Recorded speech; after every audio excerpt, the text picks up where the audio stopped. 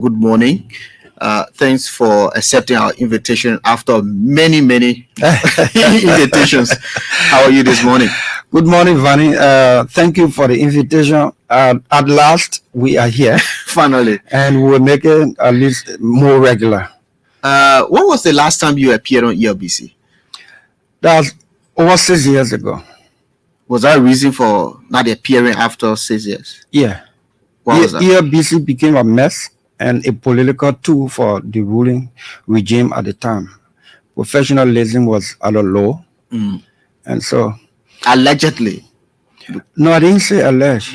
I'm saying it because when you have no evidence. When you use the radio station, a state broadcaster, as a tool for campaign against opposition of other Liberians, when their voices are stifled, their views are not as equal as the people from the ruling government, then it becomes more like a political institution than a state broadcaster. On this rescue mission administration led by President Joseph Nyema Boaka, we want to ensure that ELBC will truly represent the voices of the people from all across the aisle. Ruling party people, opposition people, no position people, religious people, Muslim, Christian, atheist, and you name them. That's what represents a true state broadcaster. And so it was a deliberate decision to stay away. You know how many times your politicians will take advantage of the opportunity. The thing is, the bottom line is you want to get your message across. So yeah, that's true. But sometimes when you lend credence to some things that people are doing that is not professional, that is not right, when you lend credence to it, you are perpetuating, you are enabling what they're doing. I'm a senator. I'm humbled to be. My voice is supposed to be heard by my people. There's some media institutions that have got editorial policy and direction that this group of people, they are our target for attack them.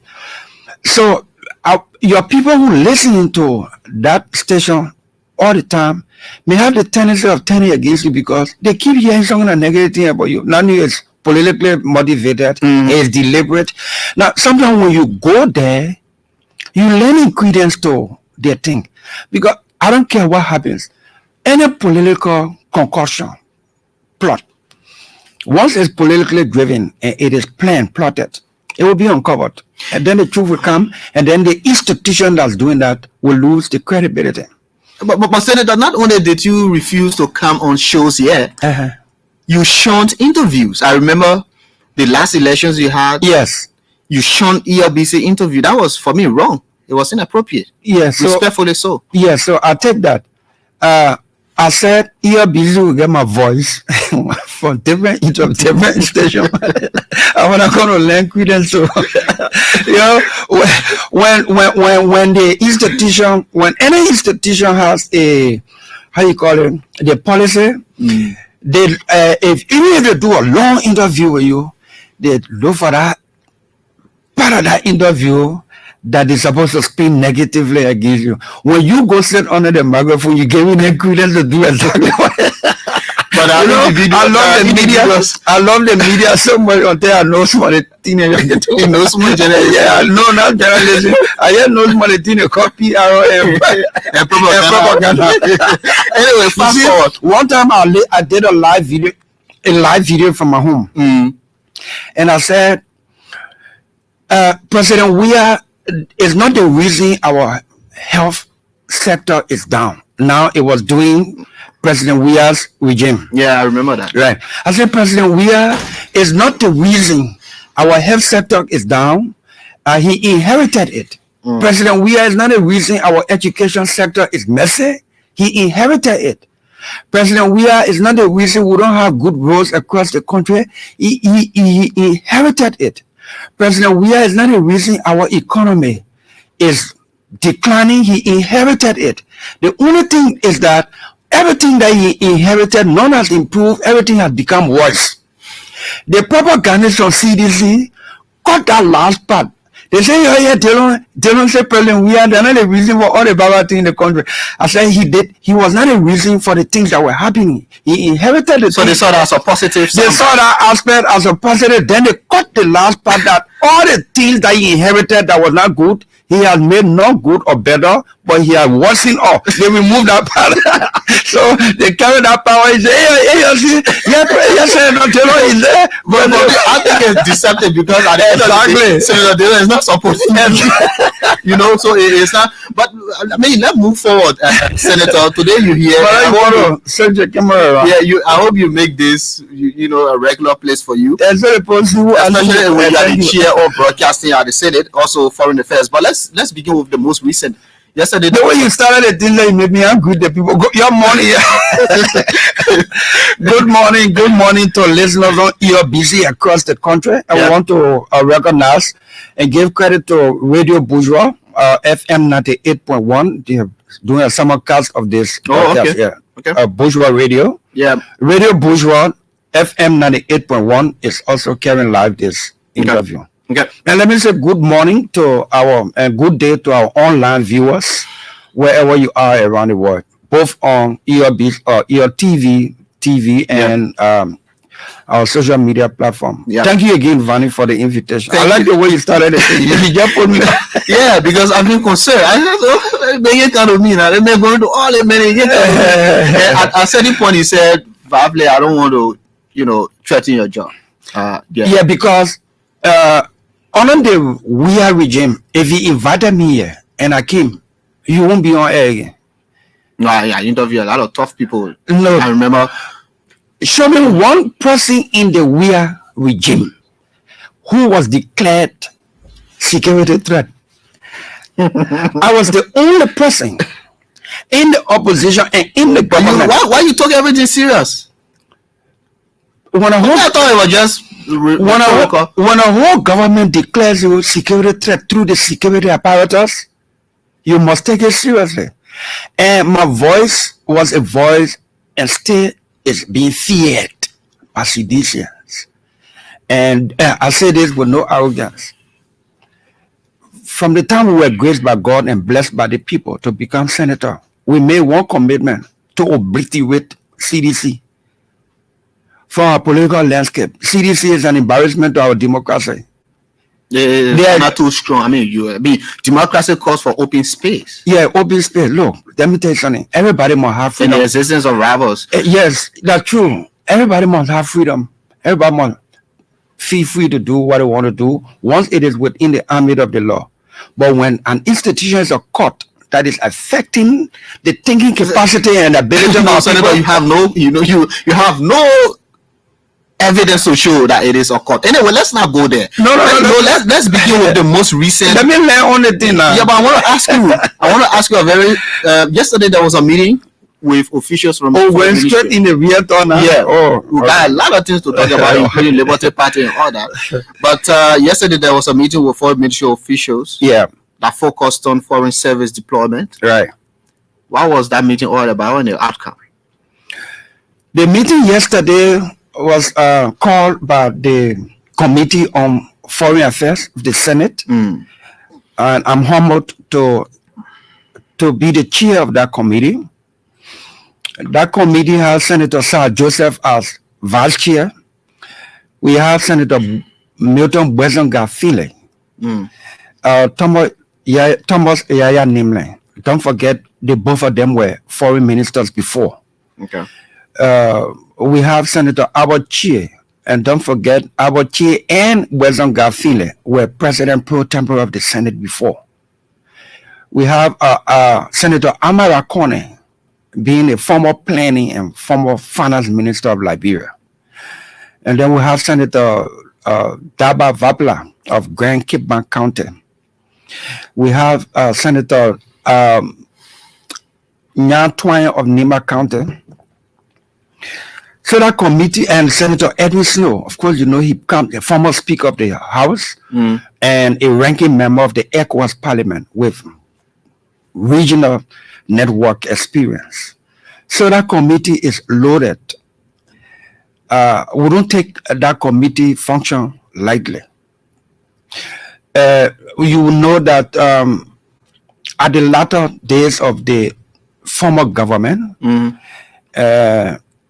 there were employment and deployment of a lot of people in the civil service and deployed at our various missions abroad.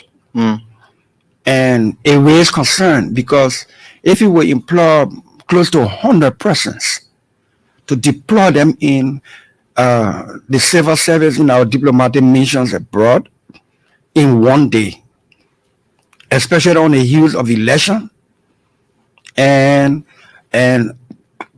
during the runoff, immediately after the runoff, when election results were already announced and the government is outgoing, and you just dump people into the civil diplomatic missions like that, it raised concern. So upon taking office, the Minister of Foreign Affairs, we were keen on that. During her confirmation hearing, I particularly, as chair of the committee, brought this up because it was concerning. And the minister committed that the ministry will do investigation, and if those people were properly deployed, the ministry will have to continue with them or do proper reassignment where necessary. If they were not properly employed and deployed, the appropriate actions will be taken to repatriate them to the country. The committee, the Ministry of Foreign Affairs did the investigation. The reports have been concluded and submitted to the President of Liberia. And the ministry is implementing the instruction of the President. What we are doing at the Senate on the committee is the oversight aspect. We have been gathering information, and we have confirmed that most of the people who were deployed, some have not gone to work. Only 8 have reported to duty. How many persons do we? We're talking about 64, 68 persons, out of which only 8 met the benchmark requirement for deployment, for hiring into foreign service. Only 8, according to the Ministry of Foreign Affairs Authority, in a meeting yesterday that we had, the committee met with the Ministry of Foreign Affairs authorities at my office, the conference room, and we were told that 8 of the 64 persons met all of the requirement and benchmark qualification and have reported properly to duty. 52 or 54 of the persons so deployed. Some of them, you know, you can clearly see that even though the government had authority, lame duck at the time, after practically after elections, results have been announced, you are outgoing and you deploying this number of persons. And so some of the people just pay their own way, pack their bag, pay their own way. And since they left, they have not even reported to the various embassies, Liberian missions abroad. Some of them have not even reported to the various embassies for work. So and they are out there in the name of Liberia, foreign service. What are those countries? Some. Not at the top of my head, but Ethiopia, Italy, America, I think in Minnesota, the consulate in Minnesota, and several other places. But Senator, is it the wrong of deployment, or it is the time for deployment, or those that were being deployed not qualified? So it's a combination of all of those. So we got involved, and the Ministry of Finance is sourcing the funding to have those people repatriated, so that it does not come across as witch hunt, which we do not intend. Repatriated voluntarily? No. Or forcefully? If you are recalling, Now you see those people. But there are people who you said they are not reporting to work. They might be somewhere with family people. So they still have communication in their hands, Okay. properly signed by the seated official at the time, seated authority at the foreign ministry. In order to serve in the foreign service, your communication must be signed by the Minister of Foreign Affairs, approved by the President of Liberia. In the absence of the Minister of Foreign Affairs, the proper designated authority. So once you have communication in your hand appointing you in that capacity, properly signed by the relevant authority, you are employed. Technically, in order to recall you, you have to be recalled through the very channel. Okay. So the Ministry of Foreign Affairs has taken some steps to repatriate most of these people. That means the government is going to take responsibility to repatriate them to Liberia. The foreign service, if you are going in certain capacity, you if you are a woman, you carry you go with your husband and certain number of your children that are minor, below 18. And if the government must repatriate you under this circumstance, the government has to pay plane ticket for all of those family that you carry with you that were qualified under the regulation. So the Ministry of Foreign Affairs, we working along with the Finance Ministry to source the funding to start to repatriate these people. Some of them, those that are to be repatriated within the next 2 weeks. Oh, so there's opportunity for revetting. Oh, okay. So that it does not come across, because it is not the intent to do political witch hunt of these people. We just want to ensure that people who are out there in the name of Liberia, holding our diplomatic passport, representing the face of the country, properly vetted and passed through the right channel, and so that they can be properly placed. So in essence, that report is being implemented. Yes, by the start of sourcing funding. Correct. For recalling, repatriation, and all that. Correct. And the committee report also said there were some of them who met most of the benchmark qualification for civil service, foreign service duty, so that they can get the proper opportunity to complete some of these processes.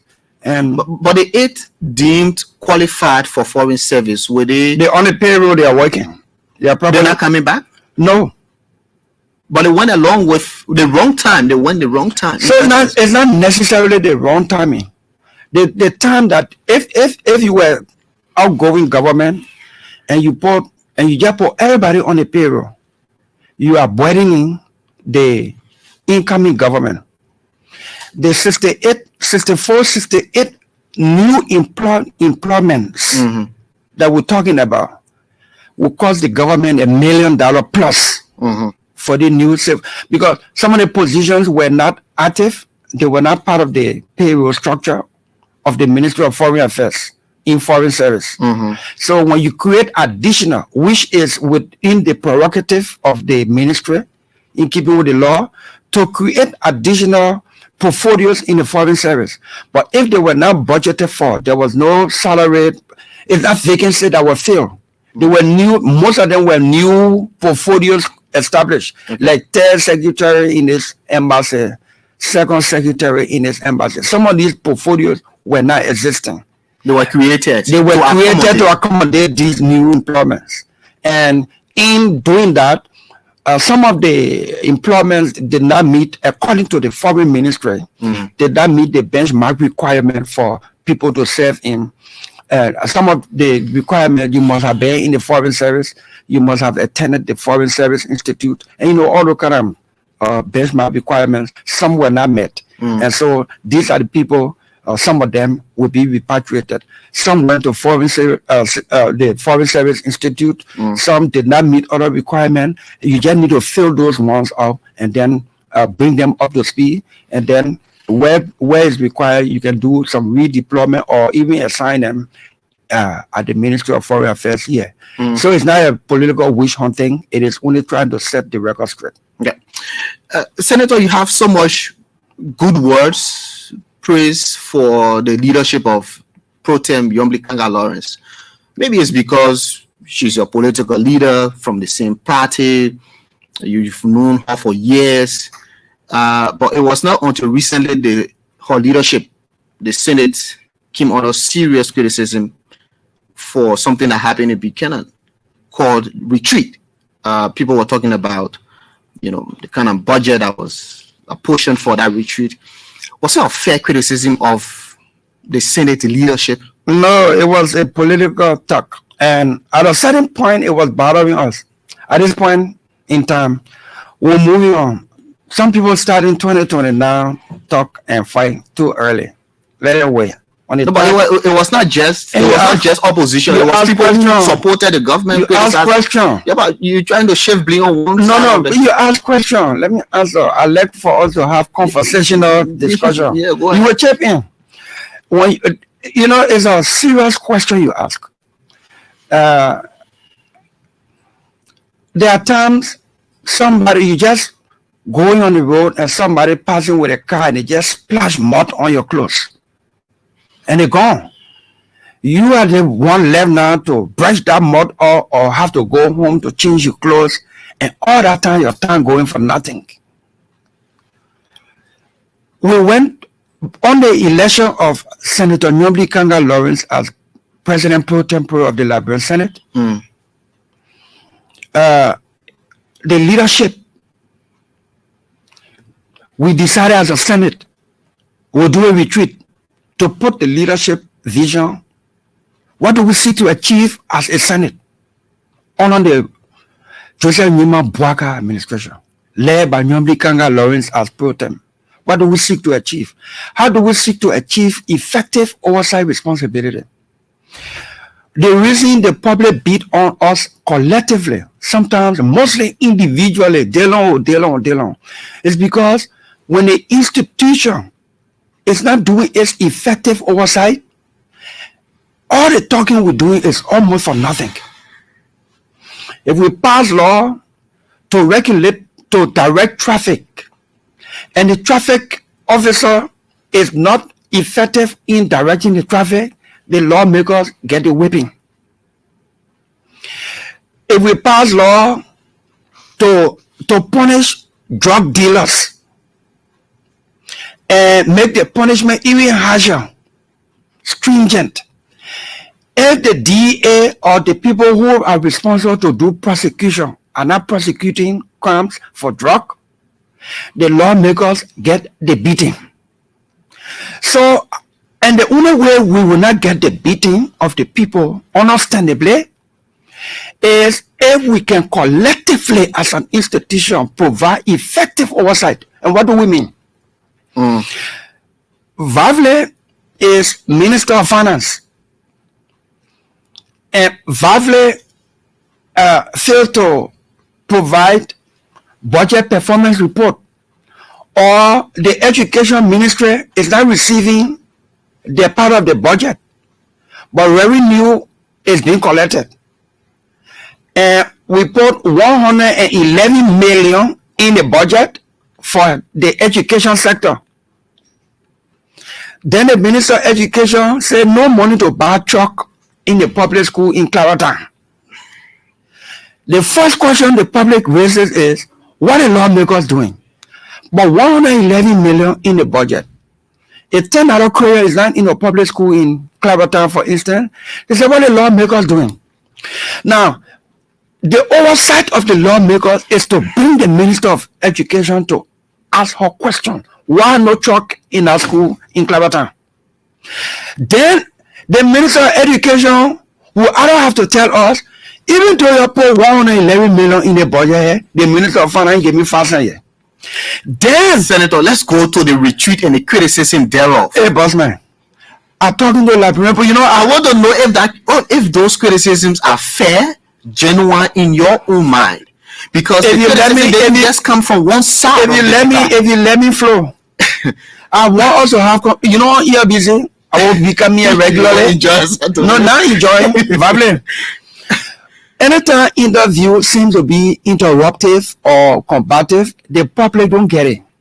I'm trying to pin a picture to come back to your question. Yeah, but let's do the summary. Yeah, do the summary. And I'll stay radio. Do the summary. If I go beyond my time, I would particularly pay for the airtime to extend the show. I will arrange with the management. Go ahead. Thank you very much. Then we, as an institution, must send for the Minister of Finance. Say we allocated 111 million in the budget for the education sector. And part of this 111 million is to provide instructional material. Why no chalk in the public school? We call the Minister of Education. The Minister of Education say 111 million in the budget here. I receive funding from the Minister of Finance here. We asked the LRA, the revenue agency of government, they say they're collecting the revenue. Mr. Finance Minister, why are you not providing money for the education people to do their work? If the Minister of Education cannot answer that question, cannot provide reasonable answer, the Senate, in majority, in its oversight function, must have the courage and the spine together to say, we don't have confidence in the minister here. Mr. President, we are voting no confidence in this minister for dereliction of his function. And if the president won't move that minister or reprimand that minister, that Senate must have that same span in majority to say, Mr. President, if you don't move the minister, we will not comply with you. We will put out a non-compliance posture. Because vote of no confidence only for the record. If the president is still pleased with that Minister of Finance will remain there. But if in our oversight function, we put out a non-compliance posture with the president until he move that finance minister, and the president remove that finance minister, the next finance minister will do his work. The day the Senate put money in the budget, and the money is being collected by LRA, there will be chalk and crayon in the public school. That's why that part of the thing we decided on how we do our oversight function, what leadership vision we want to bring, so that it can impact the general public, is why we went to retreat. We plan a retreat since January on the election of Nnamdi Kanu Lawrence as pro tem and the leadership, under which I'm humbled to be the third ranking official in the Senate as chairman on foreign affairs.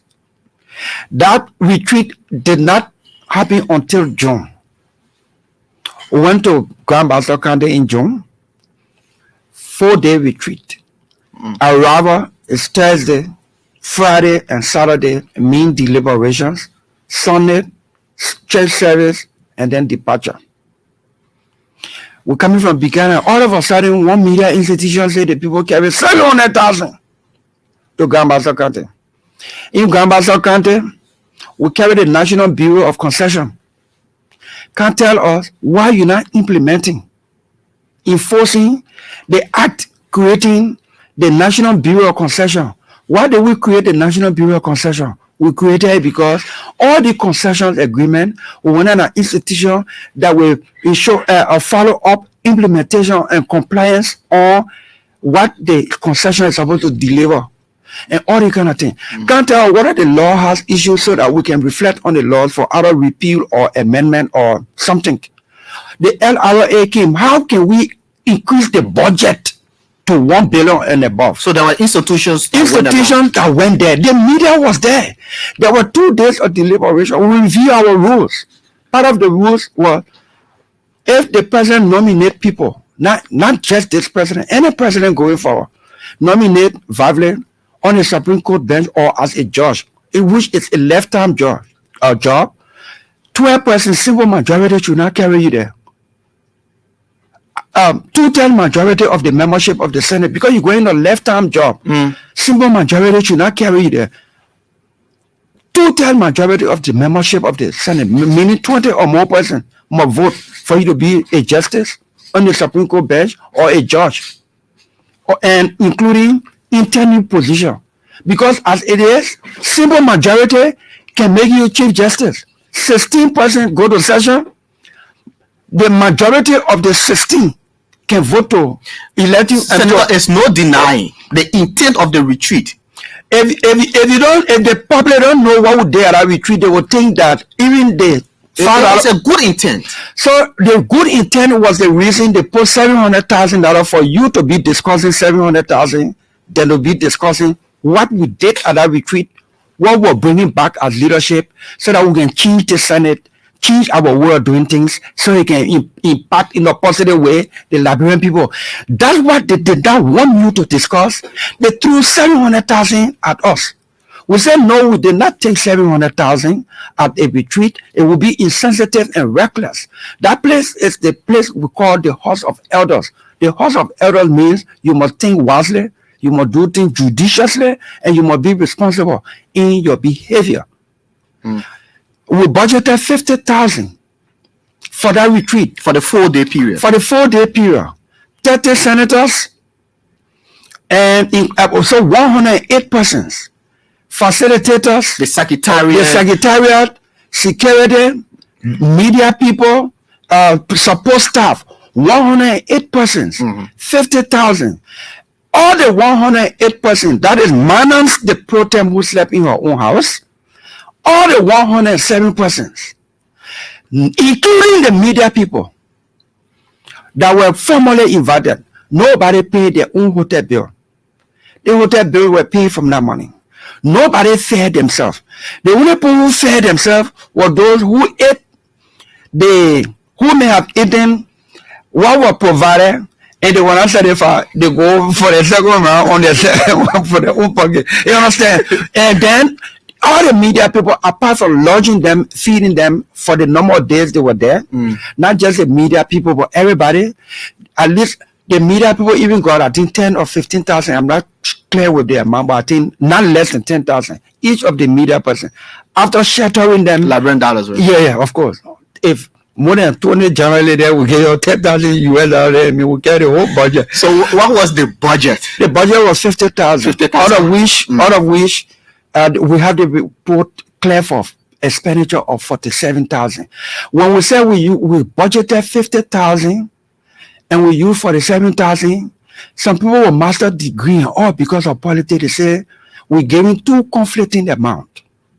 How is your budget of 50,000 and the expenditure of $47,000 a conflicting? So you have 3,000 left over. Of course, from that 50,000, 108 persons lodged for 4 days, at least 3 nights, because on the 4th day it was departure. 103 persons, minus the pro tem, lodged and fed, and then people giving transportation allowance to return to Monrovia with 47,000. How is it wasteful spending? So that 50,000 was taken from the Senate budget. From the Senate budget. My point is, my argument, it is not that you spend 100,000. Once you take it from your budget, that's your budget. No, but the debate that ensued was we took 700,000. We did not take 700,000. And that the nature of the and when we could prove that we did not take 700,000, then they brought in other amount. And every time they bring in new amount, they say we can't clarify. We don't have time for that. We wanted to first prove with credibility that we did not take 700,000 for retreat. If you get your school fee money, your rental money, your carpet board money and boat bear money, maybe all at the same time, it does not mean that because you go all at the same time, it means all for your school fees. Under the government, under this regime, under this administration, for 6 months, there was no operational budget. We passed the budget on April 30, and it was approved by May 8, about May 8, May 18, by the president. So there were backlog of funding that was stuck at the Ministry of Finance because we had to wait for the passage of the budget. To legitimize spending. Correct, to legitimize spending. And so when the budget was passed in May, then the Finance Ministry started to offload those of funding or allotment that was in arrears for the month when the budget was not passed. So maybe it's an unpleasant coincidence that some of the arrears funding came just around the time we're going to retreat. Somebody here put all in one bucket and say that what we care to retreat. Now we owe a responsibility to the people to explain to them that it did not happen. Some people got it stuck in their head. You can't take it off. We can't do anything about it. So we move on. But our retreat was to put our leadership honorably Kanga Lawrence into perspective. The GSC had audited the Liberian Senate. They had done system audit. They have submitted a report with recommendation. We welcome it so that we can put system in our place so that we can start to do transactional audit so that when we spend government money, apart from our salary, when we spend government money, the GSC can come audit and say, you did it the right way, you don't do it the right way, this other one will use outside or for the purpose on internet, and if prosecution will be recommended, it will be recommended. Those are the things we try to put together, and that's what the retreat was about. And we passed that stage, but that retreat will move on. Senator, who keeps committee operational funds? For example, you as chair of the Foreign Affairs Committee. Yeah. Your operational funds, where is it? Who keeps so it? Is it part of? Is it? So we got a budget line for committee hearings and committee functions. Yeah. It is kept in the Senate account. The Senate account, and if you have to access it, as chair. So you as chair, yeah, you bear full responsibility of the expenditure, right? Yeah, of course. Even though it's the committee, but the chair responds. I speak for the committee, and I take responsibility of what the committee does. Because another criticism. So if the committee had to access funding, a ratification is before us, a document or a bill is before us, for instance, and we have to, when you send a draft bill, we have to circulate the draft bill to all 30 senators. That photocopy. You have the research. You got no, apart from research, leader research part will come into it. The person will just over there collecting money and doing nothing. Vavle, if you send on one draft bill to pass into law, we got to make copies. And some of the bills, some are 20 pages, some are 15, some are 10, some are one sheet. But you still have to make 30 copies. And every time the committee meets, when we deliberate, we have to add and drop, and then we got to do new copies of the additional or subtraction. Every time the committee meets, and the committee sometimes will meet 2, 3, 4, 5 times before we can conclude on a final draft to submit to plenary to debate and pass on. All that photocopy money is coming from committee hearing or funding. In order to do that, you have to access it through the Ways and Means Committee. It is not, no committee, each committee does not have its own account. It's a centralized account. But each of you, each person, each senator in that place, yeah, is a committee head. Yes. The head of a committee. Correct. So you, for example, my point is, yeah, because I have been made to understand that the committee operational funds goes into the committee head's pocket. That what you were made to understand? Yes. Yeah, that's the way you were made to understand. No, I was not made to understand that. That's why I invited you to make that clarity. Yeah, no, but who keeps the committee operational funds? You didn't listen. I said that all these monies are in the Senate central account headed by under the direction of the Committee on Ways, Means and Finance. So if you have to access funding, you go through the Ways and Means and Finance.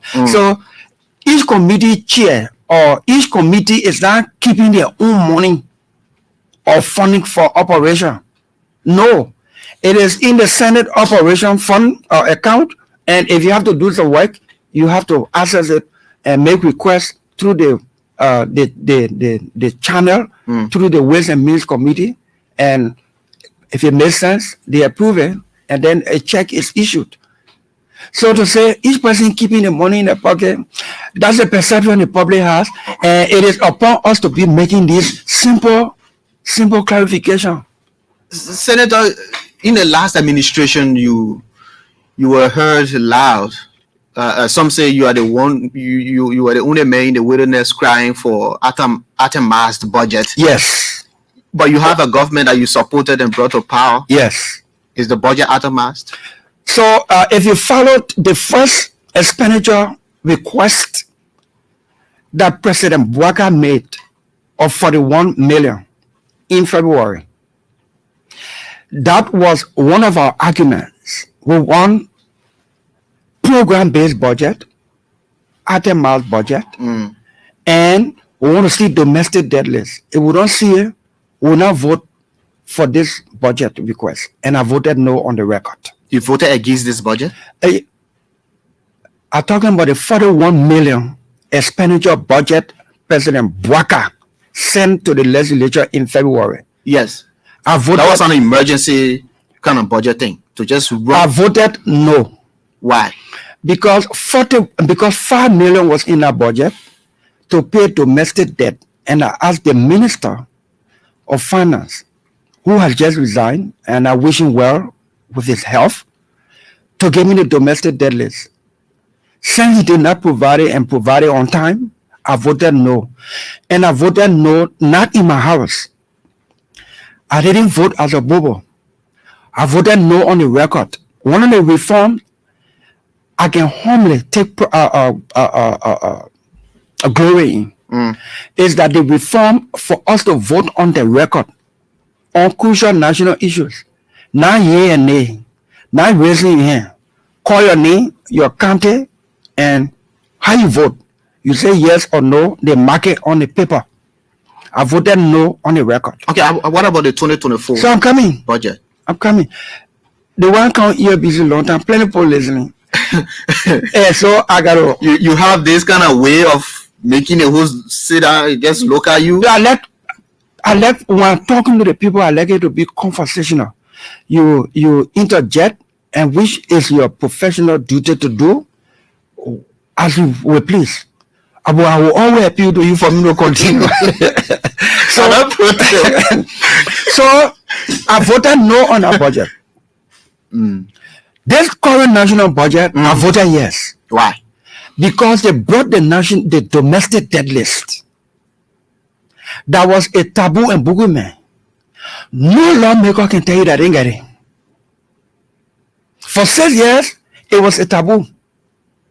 Why did we vote without the itemized aspect? Because the various ministries appealed that they would do the itemization of the budget. We wanted to ensure that we have a program-based budget. They will bring it when? So we are about to start calling them since the budget is not into. I see that becoming a norm. They will continue appealing. No, listen. Because you gave them the first pass. No, Vavle, so let me flow with this. Program-based budget means you got program. Itemized budget means if the program you want to do cost 1 million, you tell all the program, say this here, I want fight drug. I want fight drug rehabilitation. That program.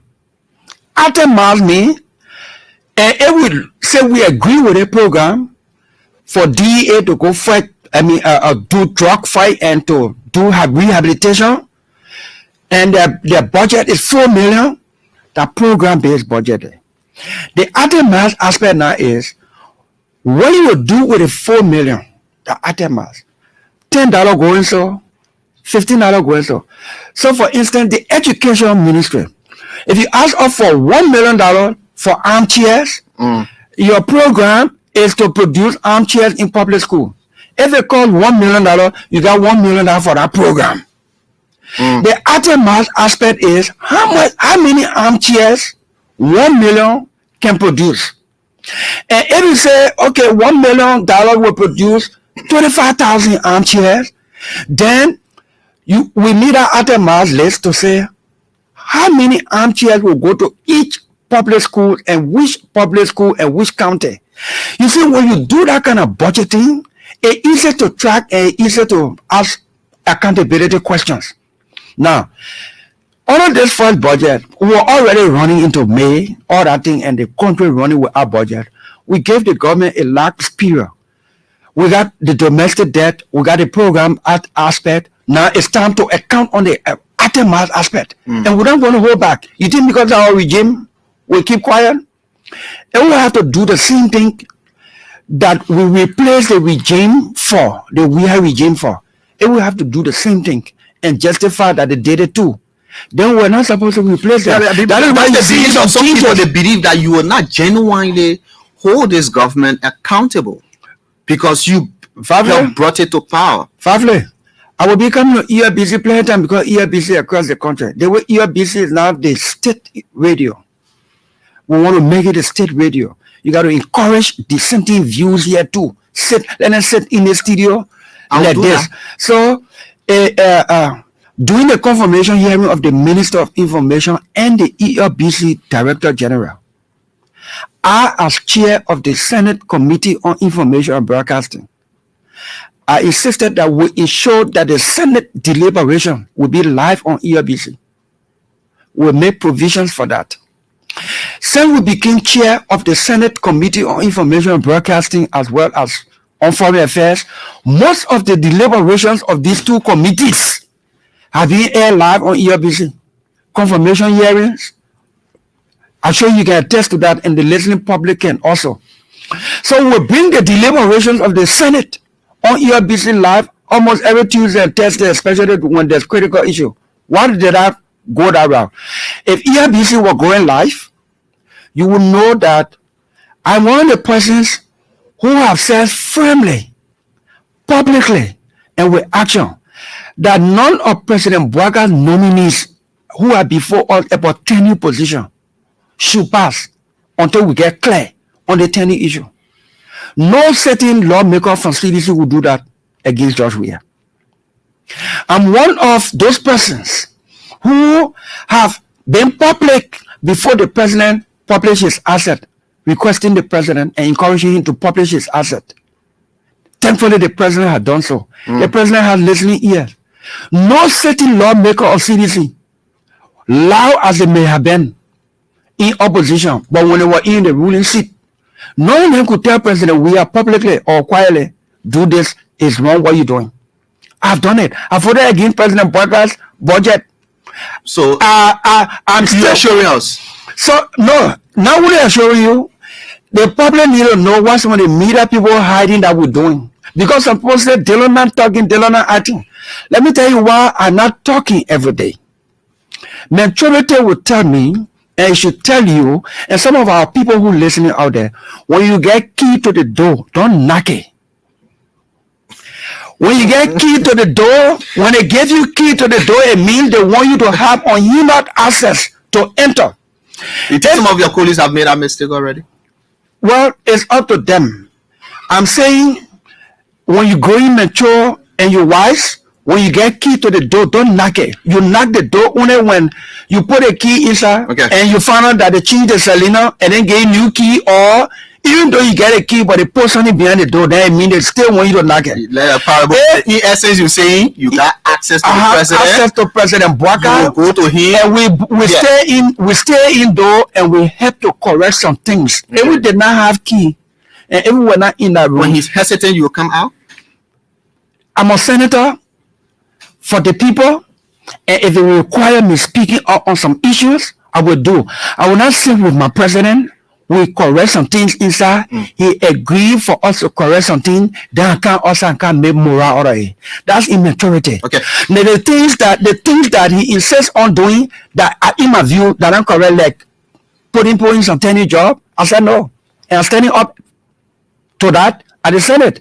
When he sent a budget for $41 million and they couldn't give me domestic debt list, I voted no, not in my bedroom. Secretly, I voted no on the Senate floor on the record. And I can go on and on. Okay. But you see, when some people already looking at 2029 already, and some media people already have decided who vote they will carry and who vote they will not carry, you can understand.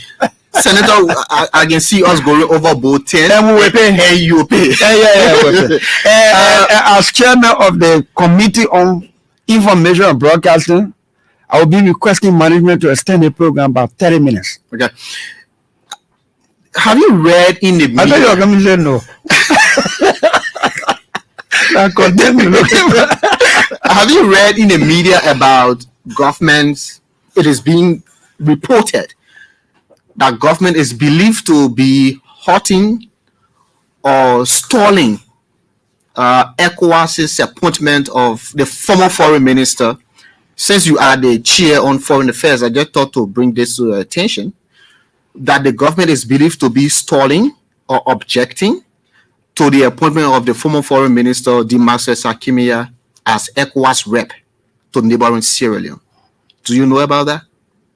I heard about that, and so I'm in discussion with the foreign ministry, because my understanding is that that slot is not a designated slot for a particular country.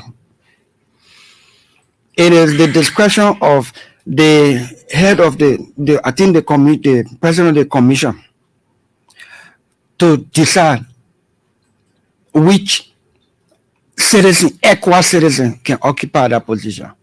I have to properly inform myself, so I'm engaging with the foreign ministry, so that I can properly inform myself, so that I can be able to give an opinion, an informed position regarding that matter. As it stands, you don't have definite position. No, I don't have a definite position. What I know is that it is not a designated position, so it's not a. I could be wrong, but my understanding is not a position that is designated for Liberia. It's in the purview of the ECOWAS president. Exactly. ECOWAS so it's not a position designated for Liberia to make a recommendation or choice, or to say it's a rotational thing and it is Liberia's time and a citizen of Liberia. It is within the purview of the president of the ECOWAS Commission to choose any ECOWAS citizen. But I think in the spirit of coordination, I think the ECOWAS normally will seek information from a recommendation. And as I'm not saying it is what the process is. I say in the spirit of coordination, if you wanted to appoint a citizen of a country, you might want to ask questions about the person's record and their standing with their own country and all that stuff. So, but I'm trying to inform myself so that my opinion can be informed. Okay. Because sources told me from ECOWAS that it was not a done deal. So I thought to bring that to your attention. Anyway, where is Liberty Party? It's been quite long. We haven't heard about Liberty Party. Liberty Party was famous, or may I say infamous, in the 2023 elections for some of the wrong reasons. Quagmire, confusion. Is Mr. Belete still the chairman? Mr. Belete is chairman of Liberty Party. That's something we say over and again. Everything that happened for the 2023 elections, everybody to where God wanted everybody to be. It's time for reasoning to prevail, and reasoning is hopefully prevailing. There was a meeting. We didn't want to go public with this, but sometimes it's good to give your partisans some information. There was a meeting held in the political leaders with the political leader and the chairman, Musa Belete and Nyomli Kanga, with few persons from both sides. That meeting was held last week in her office, and there are roadmap to reconciliation that has started, and I think it is fair for us to keep it under the belt. If I had not even said this, you wouldn't even know that Musa, me, Nyomli, Jacob Smith, and those of us who met last week in the pro tem office, you wouldn't know if I had not said this. So that means we're doing a lot of stuff now, low key. Because sometimes, but they say when you go hunt, don't make noise or else you will not catch animal.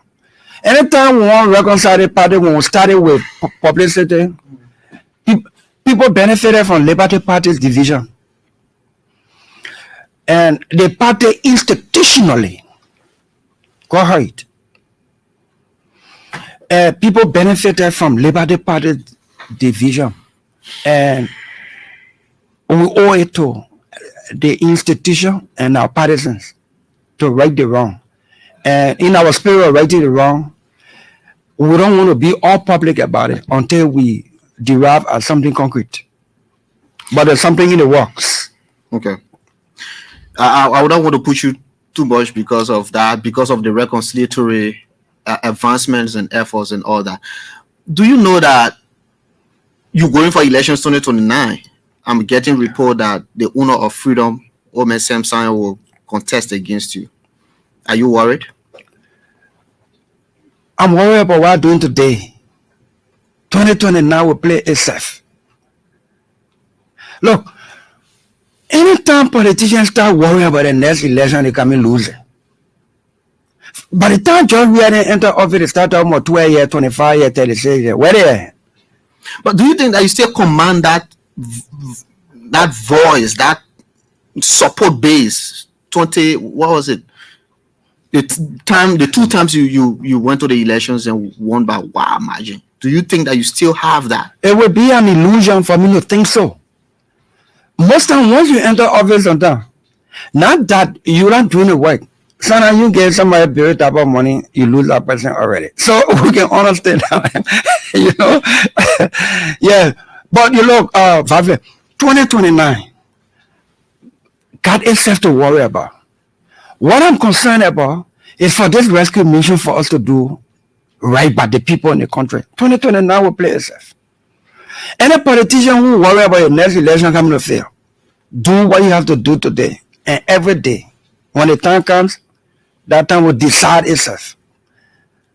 That politicians always worry and concern themselves about next election. That leaders always worry and concern themselves about the next generation. We should be concerned about how we can create the platform for the next generation. How we can create the enabling environment for our people to get jobs, for them to stop singing zigways and millions behind us, for them to stop praising us for $50, for them to stop being to our doors for baby diapers and their children's school fees. Those are the things we have to be worried about rather than more concerned about. You see, but the fact is, within 6 months in under this administration and in my term as senator, I still get 5.5 years. And you ask me about 2029. Yeah, but I have no, you don't have to ask me. You have to ask me. Yeah, because I can answer. Yeah, the point is, so those who want 2029, let them start worrying about it. I'm sitting down already. No, maybe you're not worried about yourself, but other people worry about you. For the fact that the psychology of our politics is such that pro-government legislators lose certain portion of their support base. That's the fact. Yes. People who supported you because you were a live voice in opposition, morally some kind of, right now they see you fall. They may not support you because you're making a mistake. You're making small mistake. You may be right there, but you're making small mistake. You're not entirely right. Tell my mistake. So majority of the people who voted for me were in opposition at the time, right? Even seditions voted for you. Chief, I said majority. So I can be careful, they say integrity, so I can be careful, so I can be clear. Majority of the people who voted for me were in opposition, right? So take that same majority and bring it in the ruling government now. Because most of the people who are in opposition with me, were in ruling when job distribution cause some frustration. So that exactly the reason why I said it will be an illusion to myself for me to sit down here and say, maybe I still command 100% of the support base I had before. Don't forget there were folks from ANC. Some still support me, notwithstanding. Probably majority may be angry because I leaned toward and supported Joseph Boakai against communists. You don't expect that base to be supporting you. You think people from the Unity Party who saw what we did, you want me to talk 2029 politics now? One, I don't have time for 2029 politics. I have time for what we have to do today. 11 o'clock today, I'm supposed to be part of the Public Accounts Committee, of which I'm a member of the Senate Public Accounts Committee, for us to begin public hearings into audit reports that were dusted under the last regime. The audit reports that were conducted, reports submitted, no actions taken. Today begins the public hearings. Some of the reports dummy? Well, so I don't want to give an opinion. You see, audit report does not mean somebody is automatically criminally guilty. Sometimes no system in place. Sometimes they give you money to buy bread and you say, okay, send bread in the house, I will buy oil. The audit report say you use the money for the wrong purpose, but it does not necessarily mean you use the money for yourself. The audit report could also say you didn't buy bread, You didn't buy oil. You didn't buy coal. You can't account for the money. They don't want it, then we'll send it to LACC or Justice Ministry to do criminal investigation for prosecution. So if I'm going to sit at a public hearing to review audit report and I start giving verdict audit already, I have prejudiced the matter and conflicted myself. And as a leader, you don't do that. So, Vavle, let me repeat. The seat I occupy today, God first and the people's blessing. In 2029, the people will decide. My worry right now is to go to work and do the people work. The people who will replace me, that they don't want can be on a radio station every day. And one of the group of posted, Dillon already now received money for car. For the day last week, I said, if you show proof that I now received money for car on a day budget already, I'm sitting down on it. I will not even go to work. And if I go to work, say, I authorize Montserrado to come take me from there. Send that time to shut up.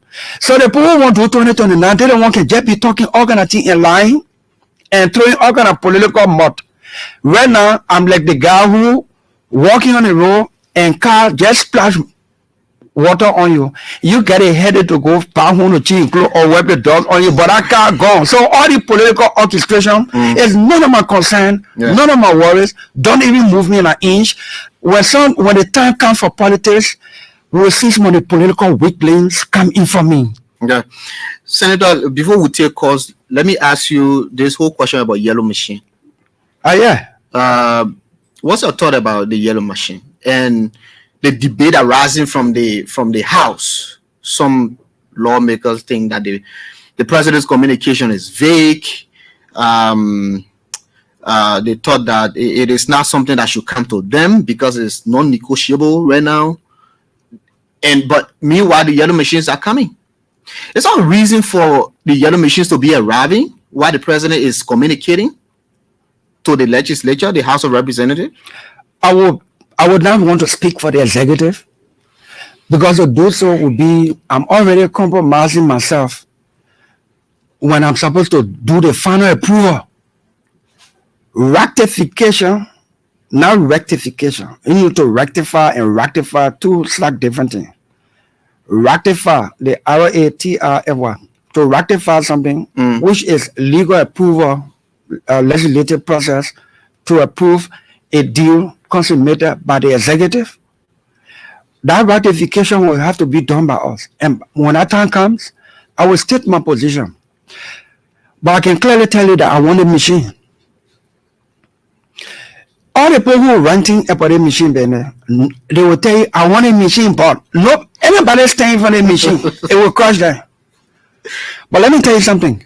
Even as a ranking member of the rescue mission, when President Bouaka finally concludes his arrangement in keeping with his executive function to negotiate and enter into contracts and treaties, none of which is binding on the country, until the legislature approves it by ratification, when President Bouaka finishes, we will ask the question, if that man brought a machine and said he want to give it to us, how much for it? Why this man alone? Will you ask the hard questions? Of course. And in fact, the day we're doing a ratification debate or done, you're busy with carrying life. If the machine is $10, we'll find out whether the same machine is $8 somewhere. And why you chose $10 machine over $8 when the same machine, almost to the same place, but one is $8 and one is $10. The same machine, the same quality, the same location. Then they will have to answer. Maybe the people who selling the $8 want all their money right now. And maybe the people who selling the $10 say we can take it on loan, credit. And that kind of explanation, I'm not saying exactly what it is. I'm trying to paint a picture of the kind of questions we need to ask. And did you pass through all the processes? If not, why? If you don't do it, we'll have to clean it up. And we must clean it up before we do anything. And President Bouaka will not just put machine in Liberia on a cargo to do our national roads without the proper thing. That is why the president wrote a simple letter. You think people are missing out on the content of the letter? Yeah, because when you put politics in your head for it, one of my friends can say, don't like your opinion in your head.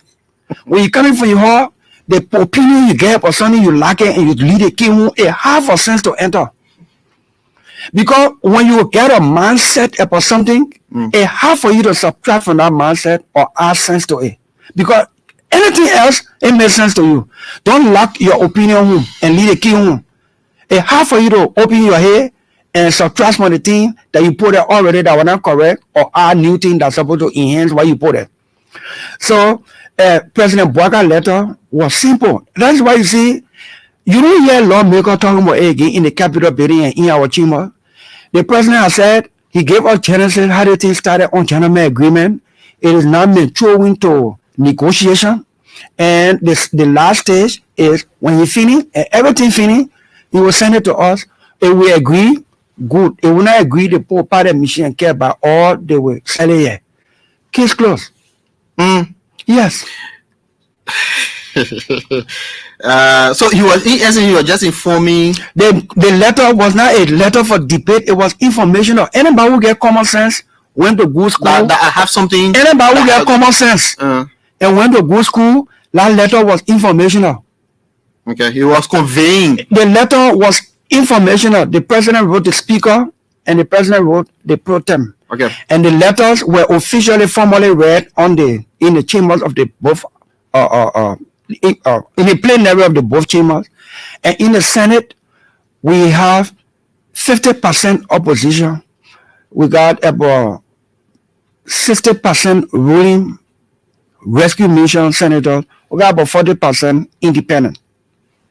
But all of us together, opposition, independent, and ruling rescue mission senators, all of us agree, all of maturity and elderly wisdom, that letter was informational. That letter to debate. That only children in debate informational thing. I know you may have your disagreement with the former president, but the whole rumor about him being denied access to VIP lodge or presidential lodge or how do you treat it? Before we take calls, just quickly. So I didn't want the discussion to be political. Chief, he says yes. Former President Ellen Johnson Sirleaf travel in all of Liberia. I want to exaggerate to say 1 million times. You all know at that airport. The woman knows she's former president. Maturity, you see, you the leader too, you have a role to play in how your support base will conduct itself. My people, they get VIP lunch and they get presidential lunch. Lunch means they play where they play where people can sit down and wait when they're traveling. They get small entertainment there, or they can relax in a comfortable way while they're waiting for the plane. VIP lunch means they play where former president, former vice president, current vice president, former and current speaker, former and current deputy, former and current pro tem of the Senate, and all former officials listed in the regulation. They can use a VIP lunch. The presidential lunch for the president who's sitting in the mansion. No. And you can't have two presidents sitting in the mansion at the same time. The VIP lunch is for former president and former vice president, current vice president, and all current and former officials of government. I don't know at what point in time President Weah has been deprived use of the VIP lunch. CDC say John Weah as former president must use the presidential lunch because that presidential lunch was built. No, that's not an argument. Hey, God, you said VIP. Except you hear something I haven't heard. Chief, the first time they said former President Weah was denied use of the presidential lunch. We had to clarify. The second time, they said they denied use of the VIP lunch. When we probed into it, it was found that President Weah himself said he wanted to use the ordinary place. This matter was investigated by the Senate. It was brought back to the Senate immediately by Senator McGill, and immediately we contacted the protocol department. Don't forget, as chair on the Committee on Foreign Affairs, the protocol of the Republic of Liberia falls under our committee oversight.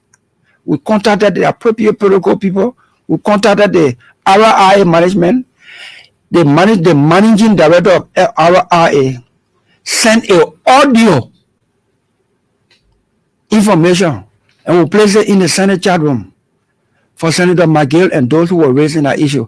And later on, Senator McGill himself found out that the information that President Weah was deprived use of the VIP lounge was not true. So that second incident went dead. This time, former President Weah is returning to the country, and a partisan decided to overwhelm the airport. There's no problem with that. When you go to the airport, the entire country go to the airport to welcome anybody. There are lands that you will not cross. You should not cross. You are not allowed to cross. When you cross in those lands, that's an international airport, and that's the only one we have. When you cross in those lands, the security will have to intervene. So President Weah has it in him too to say, look, your lead order coming for me your way from into the party headquarters. Your one can feel your come to the airport. We all have a responsibility too. So the meat of the matter is that President Weah has not been denied or deprived. It was investigated by the Senate, right? Yes. Okay. Yes, President Weah has not been denied use of the VIP launch. If President Weah wants to use a presidential launch, he can wait for 2029, maybe if he's re-elected president. The presidential launch is for the current president. If he gets citizen trying to say, let President Weah go to the mansion and sit down near Boaga because he's former president. That doesn't work that way. I don't know if I should say you're stigmatizing, but a certain group of people. But who can go to the airport and say President Weah forced to use a presidential launch because he's former president? Let's take call 0770581886. 0770581886. You're listening to the Super Morning Show. We have this morning some extensive, detailed interview with Senator Darius Dillon of Montserrado County. Good morning. Good morning. Good morning. Quickly, 30 seconds. This is from Lufa County to be 4 District 1. Yeah. Let me just appreciate the senator in studio, like why he said first, if he 25 now will see for himself. But honorable man, don't give up, continue to be peaceful. The book of Proverbs chapter number 10 says, the fear of God is the beginning of the wisdom. Our concern is, why is the whole right now? My question, why is the whole right now? On 50% legislature, they have vehicles, what's the whole? Thank you so much for me the morning. Thank you, the vehicles of lawmakers. Good morning. Good morning, brother. How are you? I'm fine. Quickly, 30 seconds. What's your name? Thank you. My name is Chuck Biggett, and I join from my user residency district. So I want to say good morning to the senator, Dillon. The way I've said it better than the way you place it, right? You know, we got our friends and brothers our folks with and we are sharing a rational people. So think that you will maybe you will give somebody character simply because of what it is. I want to say no matter how powerful it's like, they will always bow before the truth. So everything Senator Dillon says is true, but some people have to today, tomorrow, when you listen to one of your sister radio station, they will go and express it different to look at your look up. Thank you very much. Noah, quickly, 30 seconds. Thank you very much, Pablo. I feel delighted this morning to speak to my boss man. One will argue that I no longer will send why am I calling him my boss? My boss is always my boss. I want to say hands up, Senator Dillon. Thank you ever so much. You see, Pablo, look, President, we are all to know that he is a former president. He's a diplomat. He's not like a former like a politician, you know, like one who treat other politicians. Why your 30 seconds finish you? And let me just conclude quickly. Former VP Parker and now President Parker, always used to come from out of the country. Why we didn't hear any noise?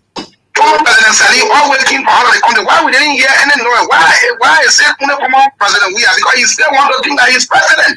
And you must accept the reality. He's not president, and I thought that he want to be president again. Thank you ever so much. Thank you. That's our opinion. Good morning. Good morning. Good morning. Quickly, what's the name? Thank you for having point for this now.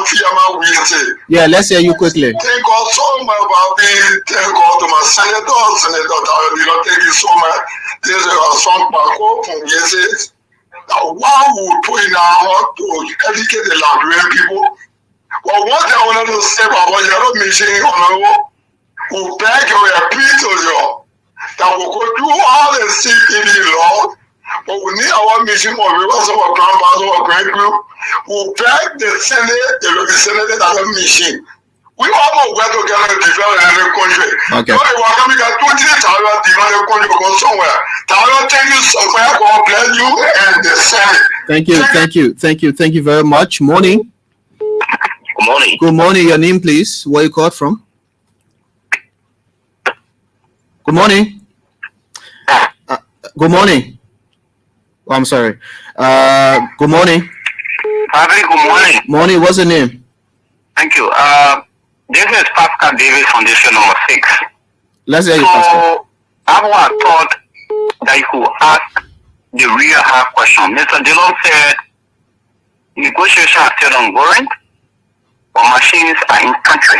Not just that they're in country, they are stored at the barrack. Is he really reading? Is this the Senator of Montserrado? Where do you disagree with him? No, but you're the journalist. You over there. The president letter says they stay in negotiation. But fleets of machines are in the country. How did the machines come to the country? If negotiations have not been concluded. I think those that have the machines allow their machines to be transported to Liberia. That's not. Who they have the machine? What they say was these machines from transported to Liberia. Badly. This is the same badly yesterday, and we expect the same badly today. The first thing they don't say yesterday, you could not come to LBS. You see how hypocrisy and deception are everywhere. Okay, I'm not surprised because this man is a better liar. No. He will address himself. No, but yeah, he expresses freedom of speech. You address yourself. Jible, so let's hear you. Freedom of speech. Anyone going to the morning, Jible. Good morning, my brother. Good morning. How are you, Babli? I'm fine. Quickly, 30 seconds, Jible. Thank you, Babli. 2 issues. I want to say good morning to Montserrado County Senator, Senator Dillon. Good morning. How are you? Morning, sir. You see, let us be Jible in this one. Babli, 2 things are taken from the message of Senator Dillon.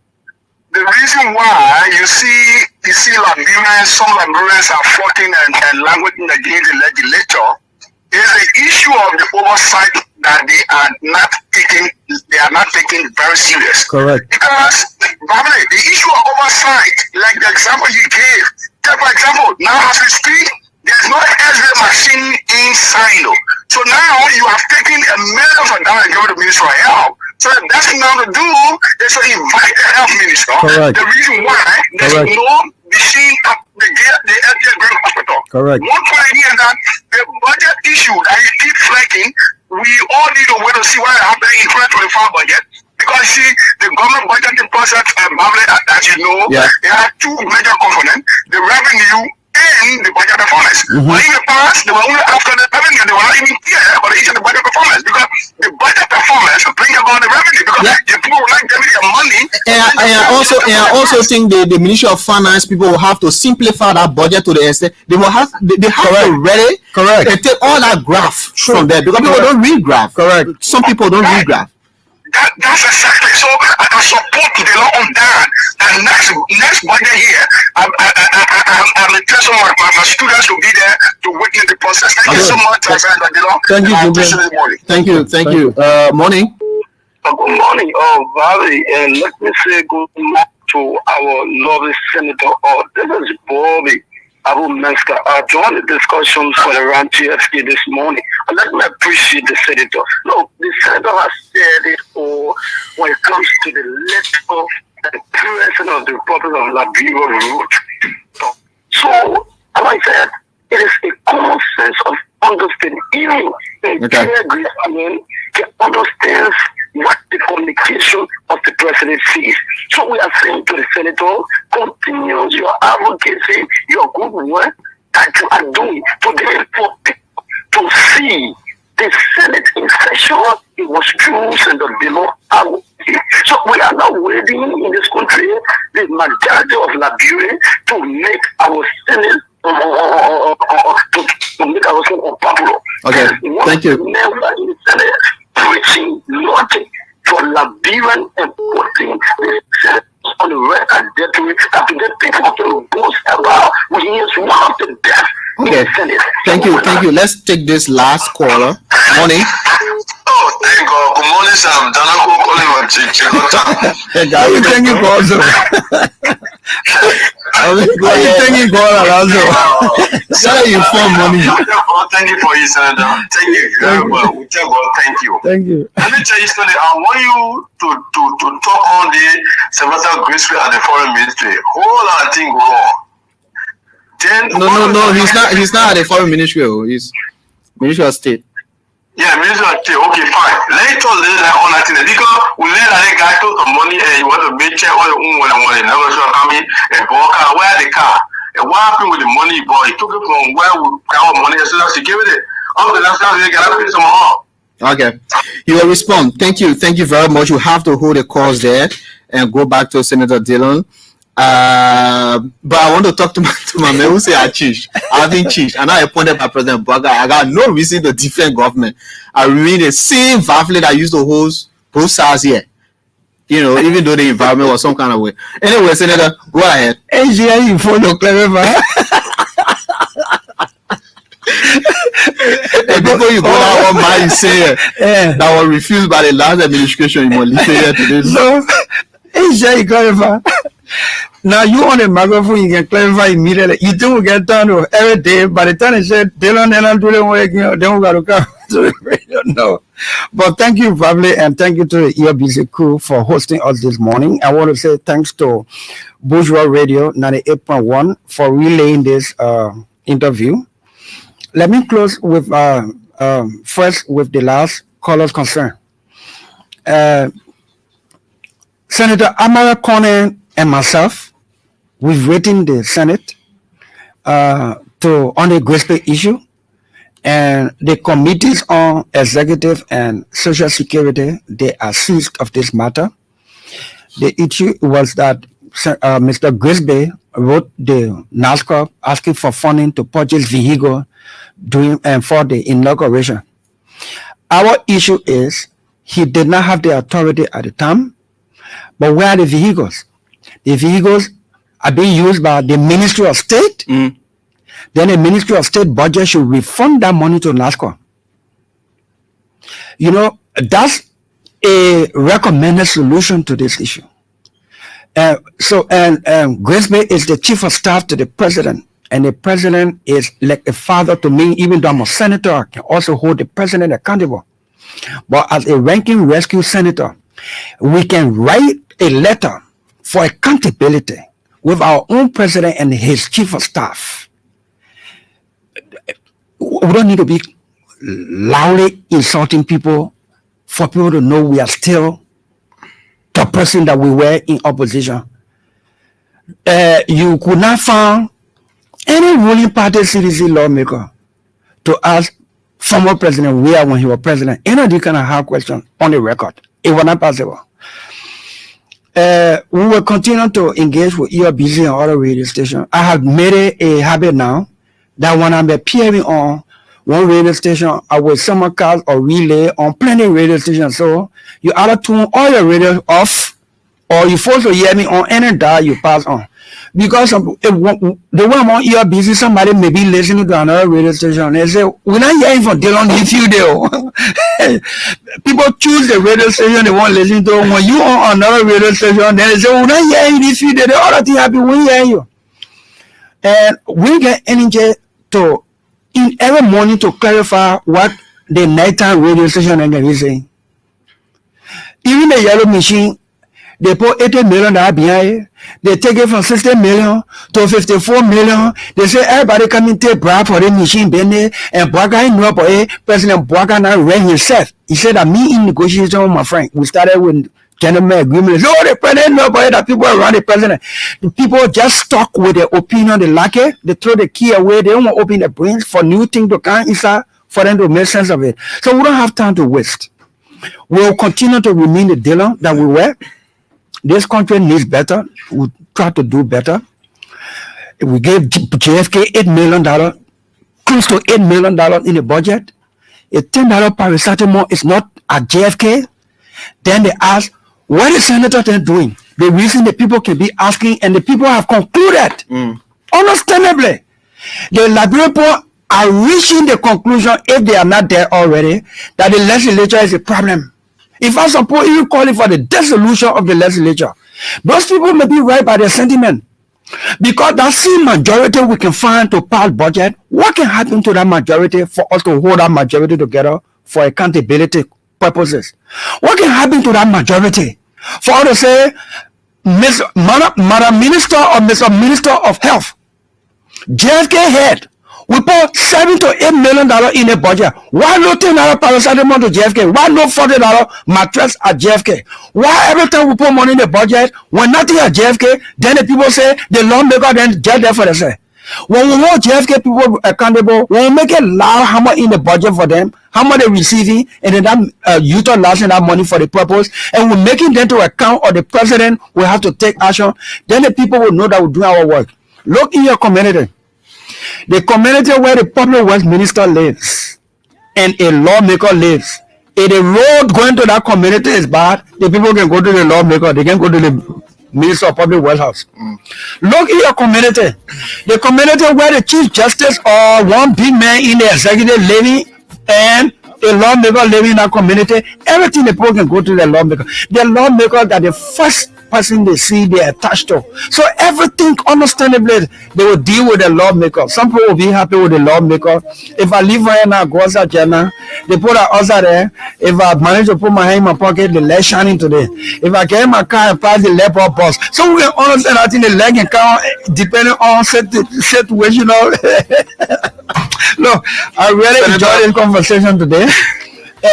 Yeah, be more robust, ask the tough questions. The only thing I was requiring or asking of you is that let's have a conversational. It can be tough, but let it be conversational so our people can get the understanding. Today, some people who were angry or retreat business, if they have open mind, maybe they will adjust it. Some people who already have their mindset, you can't change it. Some people who got different reasoning to think that we were quiet or gone quiet. Again, I want to close by saying, I will not be quiet. I will be loud in certain way. Certain way meaning the key that I have, the grace I have to have a key to the presidency where decisions can be made, where we can correct some things from inside so that it can come outside. You can't have key and not door. Sometimes you don't deserve the key. If they take the key for you, then you knock the door. If they change the cylinder and then give new key, it means they want you knock the door, and you know some knocking can be loud. I'm sure they're not ready for me. So do they not open you can get that. Yeah, but the door will open when you get key, and nothing behind the door. You get key, use the key. Sir, it's been a pleasure. But if you get a key, you start yelling for us, you talk all the things for us, and when you go inside, no use. Lastly, this thing my mom taught me. Anywhere you are, any organization, anywhere. You go to a meeting, nobody makes you. You go to a meeting, your presence mean nothing. Move on there. Or make yourself relevant. Because if your absence mean nothing, nobody feel it. Your presence, nobody feel it. You just occupy space. And plenty of people just occupy space. That is why their duty is to be in a chat room. They say, oh, Dillon on your other radio station, they get joined there. The topic they know. What are you talking for? Then you talking for them. They say go disagree with them. They say as you talk. Yeah. We discuss everything now. But Senator Dillon, thank you very much for being on the show. I mean, it's a pleasure. Let's do. Your business should be carrying the public hearing on the audit report, which is about to start about 11 o'clock today. ERBC should be kept in lab. We already made some arrangements with the management of this station. We want our people to know what we're doing there. Because if we just leave it like that, the ERBC don't carry these things, which is a state institution, and across the country, some media institutions can just cut small except that they want to play and spin it their way. But if they listen to the whole thing and they know which lawmaker doing what, saying what, and standing up for what, they will inform themselves. So I want to thank ERBC for that. Thank you very much. My name is Vafle Kamara. Join the Super Morning Show tomorrow. Bye bye.